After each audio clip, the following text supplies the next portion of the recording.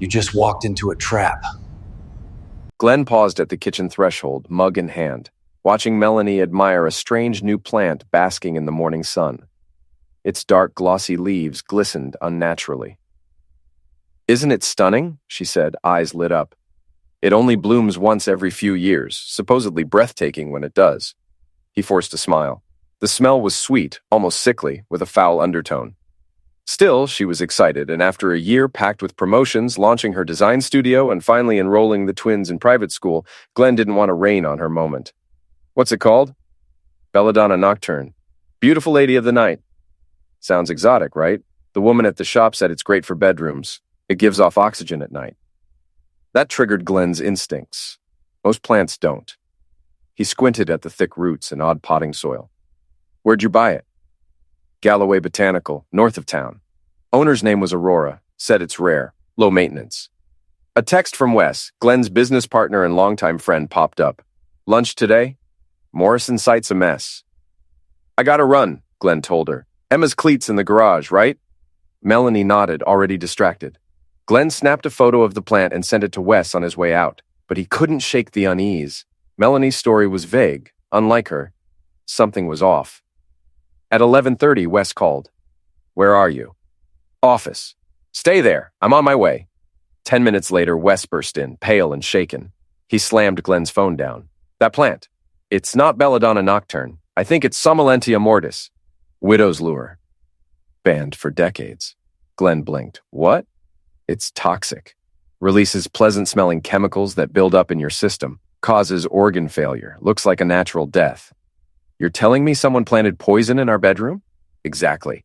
And it needs regular dosing to stay lethal. Either Melanie's been duped, or someone's coming in when you're not home." Glenn's gut turned to ice. "I need to call her. Get her and the kids out." Wes grabbed his arm. "Wait, if they're watching, tipping them off could make things worse. We need to be smart." Everything clicked. This wasn't random. Someone knew their habits, their home. Someone wanted them dead without leaving a trace. "I'm finding this Aurora Galloway," Glenn said, voice low. "If she exists." "I'll dig into rare plant trafficking," Wes replied. "But Glenn, we can't show our hand." Glenn's thoughts darted to Emma and Ethan. He clenched his jaw. "They picked the wrong family. I've dealt with worse in the army. I don't fold." Wes stared.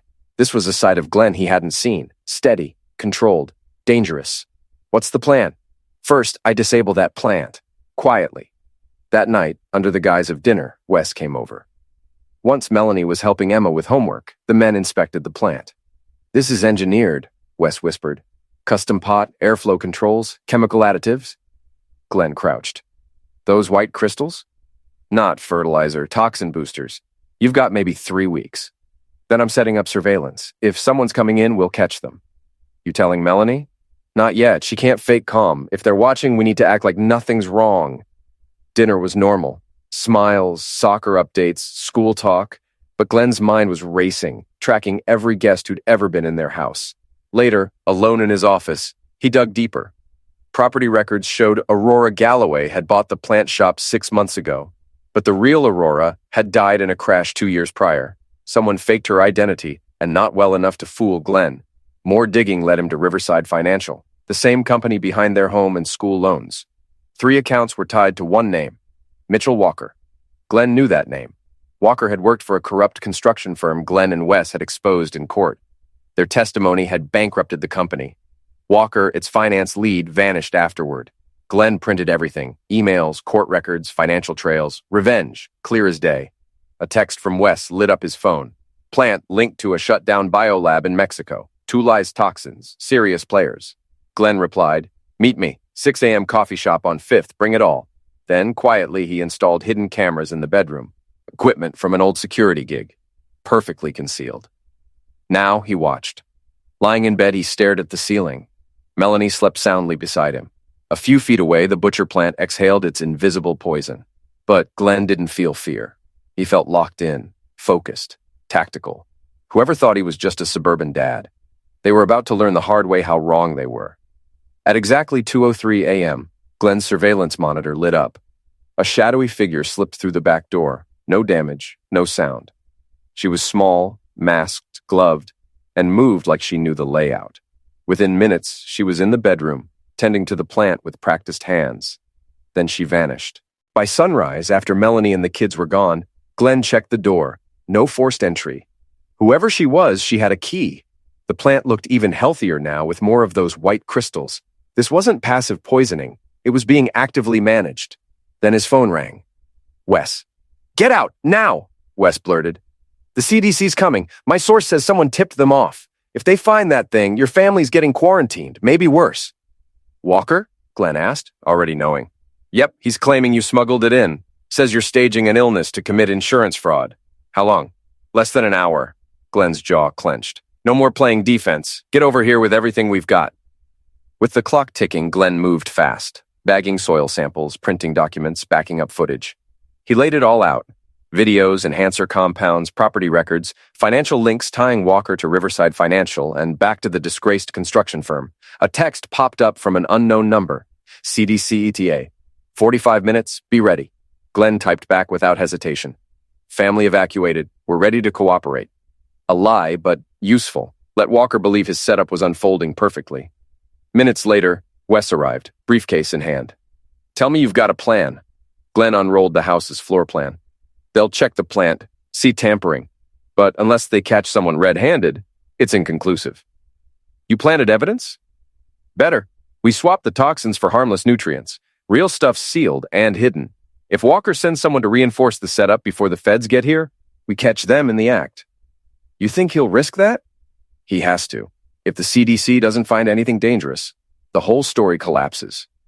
Wes scanned the digital paper trail Glenn had compiled, financial links, property deeds, and employee records. "This is solid," Wes said. "It has to be.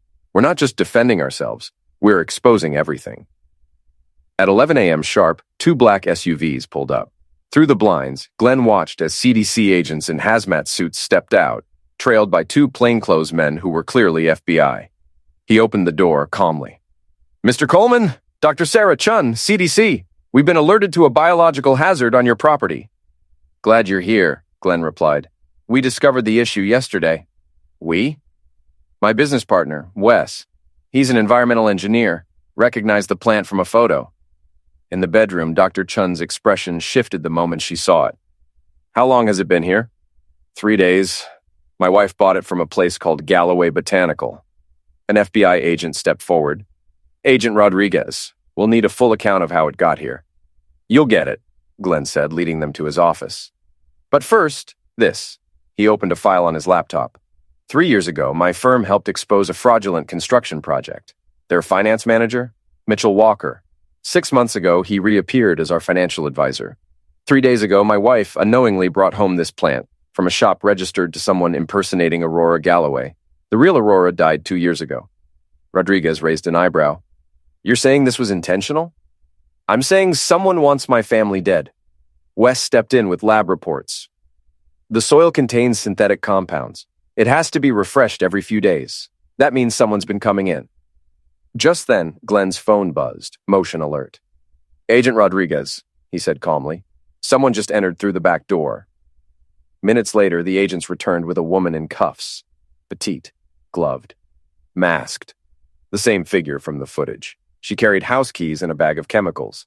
"Caught her in the bedroom tampering with the plant," an agent said. Rodriguez turned to Glenn. "You predicted this? I counted on it." The woman was identified as Carrie Hahn, a former lab technician from a shut-down biotools lab in Mexico. Financial records tied her directly to Walker. Pressed for answers, she confessed. Walker hired her to keep the plant toxic and promised her protection. Now, Glenn had everything. Proof of the setup, the culprit caught mid-act, and a trail that led straight back to the man who started it all. It was a perfect trap. End Glenn's family slowly with a tainted plant, make it look like a tragic mistake, and pin it on him with fabricated evidence. Mitchell Walker had thought of everything, but Glenn beat him to the punch. By late afternoon, Walker was arrested at his office. Agents uncovered detailed plans on his laptop, blueprints, contingencies, even false reports blaming Glenn for illegally acquiring the plant. But the real story had flipped. As the agents prepared to leave, Glenn pulled Rodriguez aside. "Check his files. If he did this to us over an old lawsuit, he's probably done worse." Rodriguez did, and what they found was terrifying. 4 more families, all clients of Riverside Financial, had been targeted. 2 were already showing signs of toxic exposure. Walker's arrest had stopped something much bigger.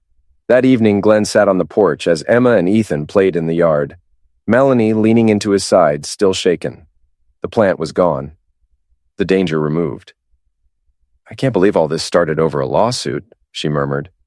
"Some people can't move on," Glenn said, wrapping an arm around her. "But they picked the wrong family." She smiled faintly.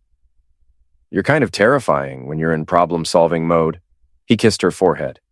"Whatever it takes. For you. For them." Walker would rot in prison. The other families would heal. Glenn had done more than survive. He'd dismantled a butcher's plan with precision, patience, and sheer will. Because sometimes the best revenge isn't rage, it's being 3 steps ahead. 3 days later, life was settling. The CDC had cleared the house. Hahn had confessed. Walker was in federal custody. Then Wes called. "We've got a bigger problem." Glenn straightened. "How big?" "I traced the funding. Walker didn't bankroll the lab, the shop, or the chemicals. It all leads to a shell company. Name? Meridian Holdings, owned by Roland Booth." Glenn's blood ran cold. Booth was the ex-CEO of the construction firm they helped expose. Glenn's testimony had cost him everything and earned him prison time. When was he released? 6 months ago, right when this started. Walker had only been a pawn. Booth was the architect. Wes continued. "Booth's been buying properties under aliases, one near Melanie's office, another by the kids' school, and one near your gym." Glenn pulled up a map, marking the locations. "He's tracking us, studying our routines. That plant was just step 1. An hour later, Wes showed up with files and photos, utility records, surveillance, blueprints. "This warehouse near Riverside Academy has power usage off the charts. Lab grade. What's he running in there?" Glenn asked, already fearing the answer. Then his phone rang. "Mr. Coleman?" said Principal Stevens. "We had a visitor today asking about your kids' pickup times and school safety protocols. When we asked for ID, he left." Glenn's pulse surged. "Description?" "Gray hair, mid-50s, calm, knew too much." Booth. "Lock the school down. No one touches my kids but me or my wife. I'm on my way." At the school, security footage confirmed it. Booth had been inside, confident, calculated. He even looked into the camera. "He wanted to be seen," Glenn said. "He's baiting us." Just then, Glenn's phone buzzed with a new text. "Nice trap with Walker. Too bad he was disposable. Phase 2 starts tonight. Your children are beautiful when they sleep." Wes read it, face pale. "He's escalating." Glenn called Agent Rodriguez. 20 minutes later, the FBI arrived. Glenn laid it all out. Threats, property purchases, surveillance evidence. "We'll assign protection immediately," Rodriguez said. "Is there somewhere safe to go?" "My brother has a place off-grid in Wyoming, ex-military." Rodriguez nodded. "Might be wise," but Glenn wasn't planning to run. "Booth won't stop. He's spent years planning this. If we disappear, he'll just wait." Rodriguez asked, "What do you suggest?"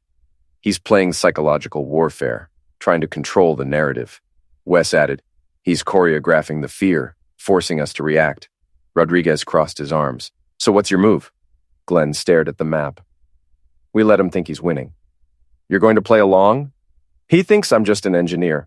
He's wrong. It's time to remind him." Rodriguez warned, "I can't authorize any retaliation." "You don't have to. Everything I do will be legal, but it'll hit him where it hurts." Glenn picked up the phone. "Chad, it's me. I need you in Denver tonight. Bring the gear." That evening, Chad Coleman walked into the house, duffel bag in hand, his expression sharp. "Someone's threatening my niece and nephew," he said, tossing the bag on the table with a cold smile. "Bad move." Glenn laid it all out. Walker's arrest, Booth's reappearance, and the sick mind games. Chad listened like a strategist, eyes scanning for patterns.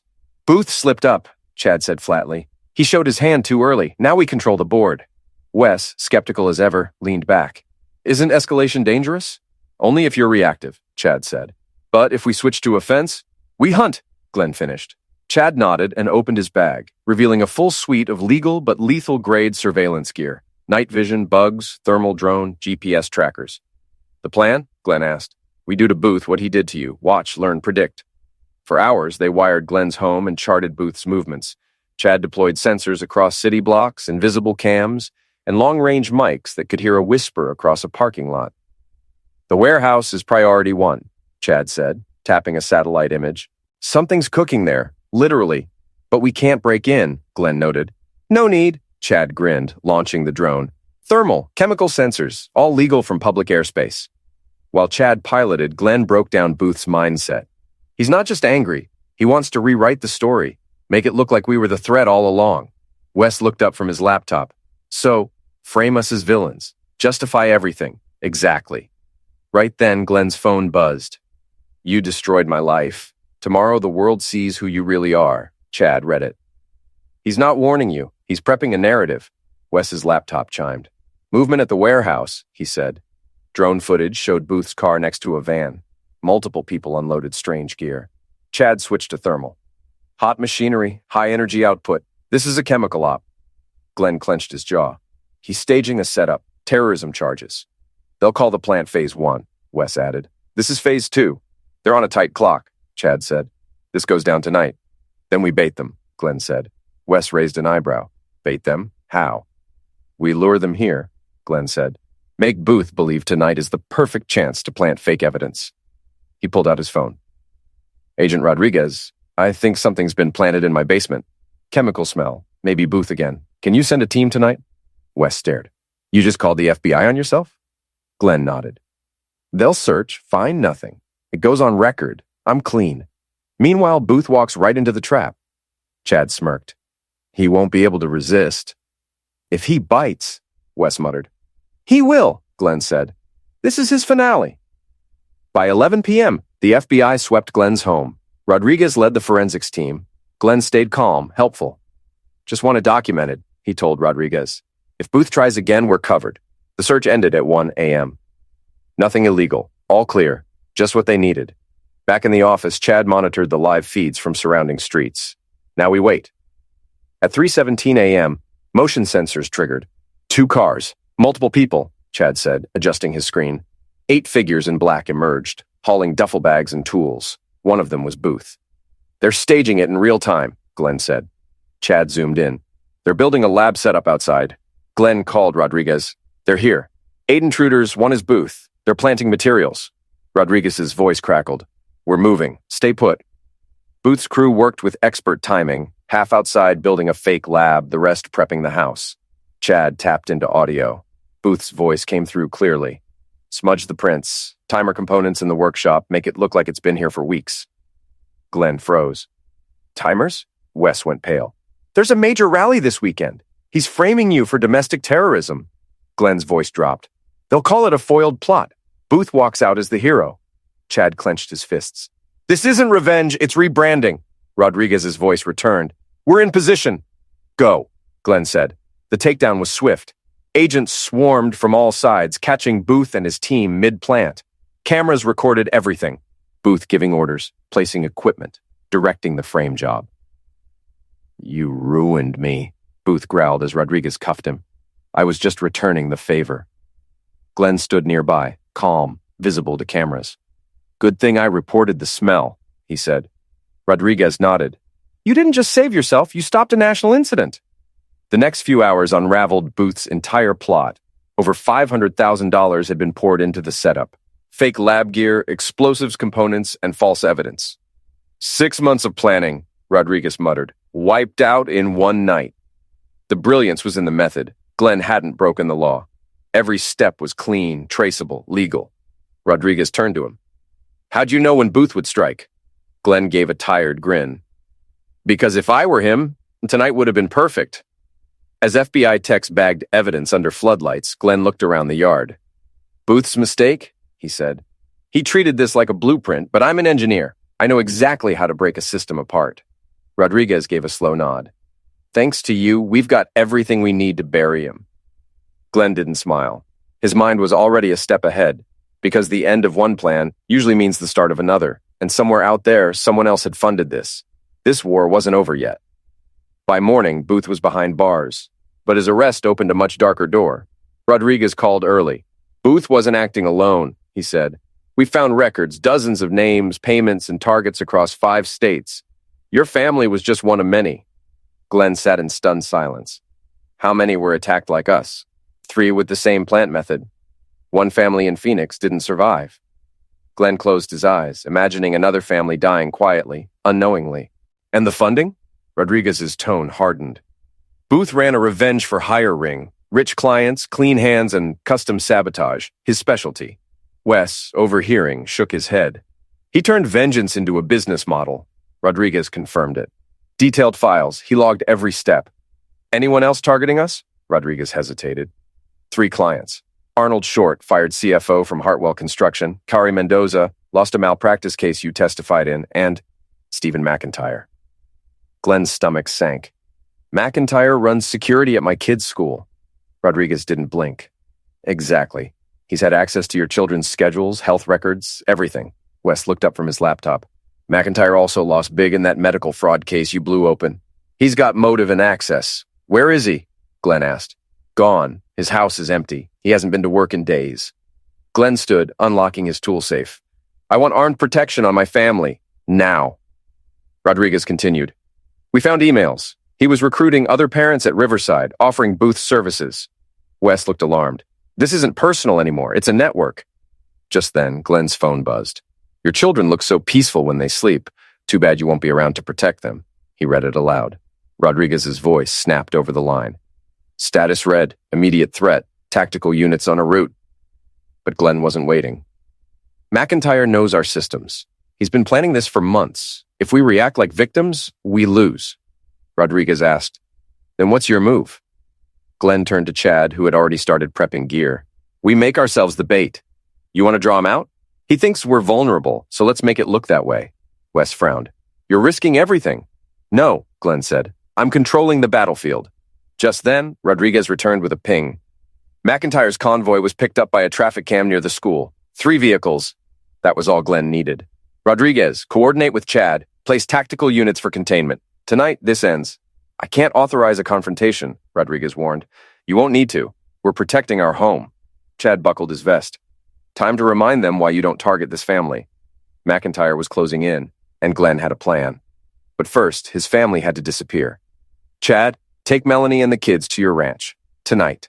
You're not coming? If I vanish, he might redirect. He wants me, so I stay. Inside, Wes monitored encrypted chatter. McIntyre's coordinating with 6 others. This is a coordinated hit, Rodriguez radioed in. Confirmed. They're ex-military contractors. One's a demolitions expert. Glenn's jaw tightened. Then we make them come to us. Outside, Chad packed the SUV. I don't like leaving you alone. I'm not. Rodriguez and his team will be here, so will Wes. Glenn hugged his kids tightly. Uncle Chad's taking you on a short trip. I'll join you soon. Emma looked up. Are you going to stop the bad guys? I will, Glenn promised, and they'll never hurt anyone again. Once they were gone, the house felt hollow, but Glenn knew better. It wasn't a home now. It was a trap. By 10 p.m., Rodriguez arrived with the briefing. 7 targets, all armed. 2 are ex-special forces. They're planning a fake home invasion between 2 and 4 a.m. Let them try, Glenn said. Every inch of the house had been fortified. Motion sensors, hidden cams, legal defenses, and evidence-capturing tools. This isn't preemptive, Glenn told Rodriguez. It's self-defense. At 1:47 a.m., the sensors lit up. Movement, Chad said, watching the feed. 7 inbound, military precision. They're in formation, Wes noted. Classic 2-team split. Rodriguez's voice came through. Hold your position, we're ready. Glenn tightened his armor and checked his tool. They made one fatal mistake. What's that? Wes asked. They saw me as prey. At 2:23 a.m., the attack began. McIntyre's team breached 3 entry points with military precision, but Glenn wasn't caught off guard. He guided them through the house like prey, leading them into a trap disguised as retreat. By the time McIntyre stormed the living room, tool raised, Glenn was already in position. You destroyed my life, McIntyre growled. Now I destroy yours. Glenn's voice didn't waver. You picked the wrong family. FBI agents burst in seconds later, surrounding the attackers. 10 seconds. No bullets flew. It was over. Rodriguez found Glenn calmly filming the aftermath. It's done? The agent asked. Glenn nodded. This chapter is? But we're not finished. Wesley walked in holding his laptop. Actually, we might be. I traced every client who paid booth. He turned the screen around. Federal raids tonight seized enough evidence to implicate over 40 clients in 12 states. Rodriguez's eyes widened. This could be the biggest criminal conspiracy takedown in years. Glenn asked. How many families were targeted? Over 100, Wes replied. Because you held your ground, most of them never knew how close they came. Glenn thought of the family in Phoenix, the ones who didn't make it. That alone made the fight worth it. Rodriguez, every family on that list needs protection now. They're already being contacted, the agent said. We've got local units activated across the country. A text from Chad appeared on Glenn's phone. All clear. Kids want to know when you're coming back. Glenn exhaled. Tell them soon. It's finally over. As agents packed up the attackers, Glenn stood in the wreckage of his living room. Damaged walls, overturned furniture, scorched memories. But his family was safe, and the network that tried to destroy them was gone. Wes entered, holding a dusty bottle. You weren't kidding when you said you'd out-engineer them. Glenn cracked a tired smile. To every family sleeping peacefully tonight, even if they never know why. They raised a glass. Two engineers who turned strategy into survival.